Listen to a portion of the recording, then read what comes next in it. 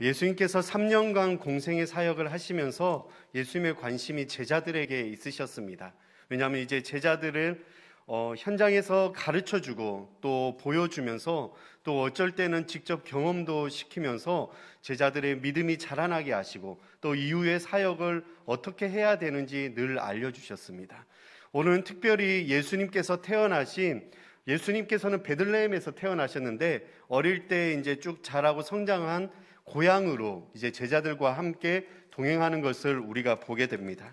1절 말씀에 보니까 예수께서 거기를 떠나사 고향으로 가시니, 그러니까 가버나움 지역에서 이제 사역하는 곳에서 떠나셔서 나사렛으로 이제 가시는 것이죠. 근데 우리 모두에게 성도님들도 고향이 이렇게 있으시잖아요. 물론 요즘은 도시에서 사는 사람들이 더 많이 있지만 다들 고향에 대한 향수가 이렇게 있습니다. 그리움과 또 따뜻함과 또 어릴 적 추억들을 가지고 있는데 어쩌면 예수님께서도 그런 생각으로 가셨을지도 모릅니다. 하지만 이미 지금 오늘 예수님께서 방문하시는 것이 두 번째로 나사렛으로 들어가는 건데 그곳에서 이렇게 환영받는 것이 아니라 정반대의 모습을 우리가 말씀을 통하여서 보게 됩니다. 똑같이 이제 안식일에 예수님께서 그곳 나사렛에서 회당 안에서 말씀을 전하고 가르칠 때 사람들이 2절 말씀에 보니까 어디서 이런 것을 얻었는지 예수님의 지식에 대한, 지혜에 대한, 그리고 그 손에서 이루어지는 권능이 어떠한 것인지 그냥 약간 이렇게 놀라는 모습으로 이야기를 하고 있습니다. 근데 그 뒤에 3절 말씀을 보니까 이렇게 이야기하고 있습니다. 이 사람이 마리아의 아들 목수가 아니냐, 야고보와 요셉과 유다와 시몬의 형제가 아니냐, 그 누이들이 우리와 함께 여기 있지 아니하냐 하고 예수를 배척한지라. 그러니까 이 당시의 주민 사람들에게 있어서는 예수님에 대한 기억이 우리가 알고 있던 이 마가복음에서 많은 무리들이 이렇게 쫓아다니면서 예수님을 막 따르는 그런 환호하고 이런 것이 아니라 어릴 적 함께 자라났던 예수님에 대한 그 모습으로 기억하고 있는 것이죠. 어떻게 보면 저 사람은 어릴 때 저렇게 자랐어라는 그런 편견과 선입견으로 바라보는 시선이었습니다. 근데 그것이 뒤에 보시면 예수를 배척한지라, 이 구절이 좀 약간 어떻게 보면 비꼬는 듯한 그런 구절입니다. 그러니까 출신에 대해서, 가정 배경에 대해서 아버지의 이름을 따서 요셉의 아들 예수 이것이 아니라 아마 그 학자들은 일찍 이제 요셉이 죽었다라고 이렇게 이야기를 하는 분들도 있습니다. 이 사람이 마리아의 아들이 아니냐. 그러고 나서 당시에 이렇게 직업에서 조금 비천한 직업으로 갖고 있던 목수가 아니냐. 그리고 함께 있던 그 형제들이 즉 누이들도 우리와 함께 여기 있지 아니하냐. 그러니까 이들의 마음속에는 그 예수님의 말씀을 받아들이고 예수님께서 행하시는 일들을 보고 사모하는 그런 마음이 없었습니다. 우리가 알고 있던 본질적인 예수님이 하나님의 아들이시고 그 하나님의 아들이 행하시는 그 모습에 대한 그런 기대감도 없었습니다. 그들에게 있어서는 저 사람은 목수 누구의 아들? 마리아의 아들 예수, 이렇게 이야기하니까 더 이상 그들의 관심에 있어서 사모하는 마음과 어떻게 하면 그 예수님을 따르고 하는 이런 것들이 없었던 것이죠. 전 이것을 보면서 어떤 사람을 대할 때 혹시나 나의 마음속에도 저 사람은 원래 저렇게 행해 이러면서 어떤 편견과 선입견으로 바라보진 않았는지요. 저 사람은 절대 변하지 않는 것 같아. 저 사람은 원래 예전부터 저런 성격이었어. 그런데 그런 것을 이미 예수님께서는 알고 있었습니다. 그런데 이때 나사렛 고향으로 가실 때 예수님께서 혼자 가신 것이 아니라 제자들을 데리고 갔습니다.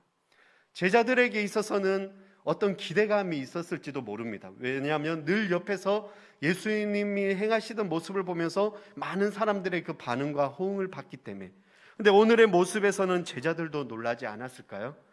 여기에서 저는 예수님께서 제자들에게 알려주려는 레슨이 있는 것 같습니다. 5절, 6절 말씀을 이렇게 보니까 선지자가 자기 고향에서 자기 친척과 자기 집 외에는 존경을 받지 못하고 그러고 아무 권능도 행할 수 없고 소수의 사람들만 고쳐내는 그런 일들이 있으니까 그들이 믿지 않음을 이상히 여겼다라고 이야기를 합니다. 그러고 나서 이후에 7절 말씀을 보니까 이제 예수님께서 늘 하시던 복음 전도의 사역을 하시면서 제자들에게 이렇게 이야기합니다.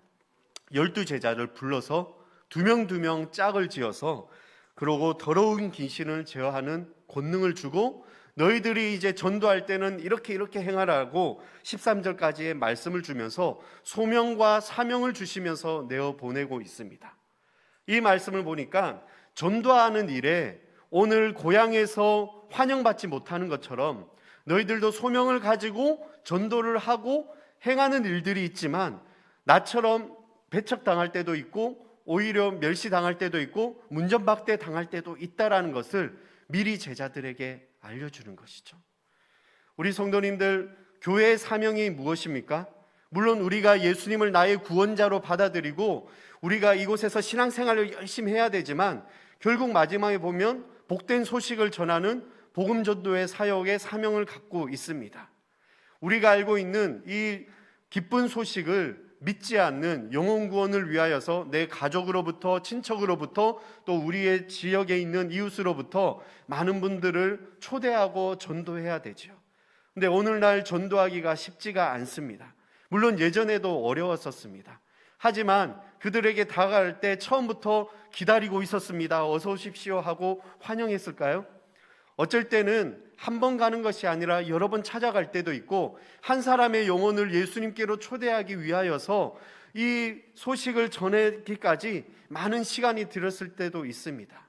그러한 과정 가운데 오늘 예수님께서 제자들에게 예수님께서 행하신 똑같은 일들, 귀신을 제어하는 권능을 주시면서 이 사역을 감당할 때 너희들이 어떠한 환경에서 문정박대를 당하여도 지치지 말고 이 주신 소명을 가지고 끝까지 잘 완수하라라는 메시지를 담고 있습니다.